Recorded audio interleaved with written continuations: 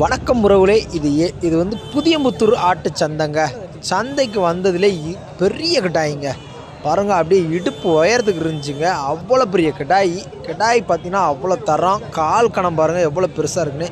இந்த மாதிரி கிடாய்கள்லாம் ரொம்ப தோரணையாக இருக்குங்க, வளர்க்குறதுக்கு நல்லாயிருக்கும். இது வந்து ஆட்டுக்கு, அதாவது இனப்பெருக்கம் பண்ணதுக்கும் அதிகமாக வாங்கிட்டு போவாங்க.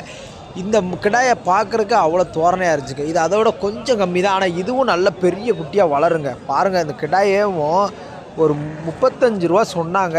ஆமாம் பாருங்கள், ஆனால் கிடாய் பயங்கர தூரங்க. நம்ம ரொம்ப பிடிச்சிருந்துச்சி.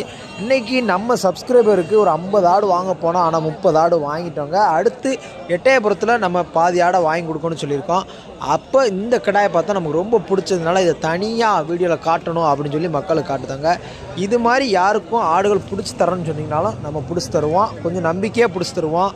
நியாயமாக 100 ரூபாய்க்கு மேலே யார்ட்டையும் கேட்க மாட்டோம். இடைத்தரகர்கள் யாரையும் வரோட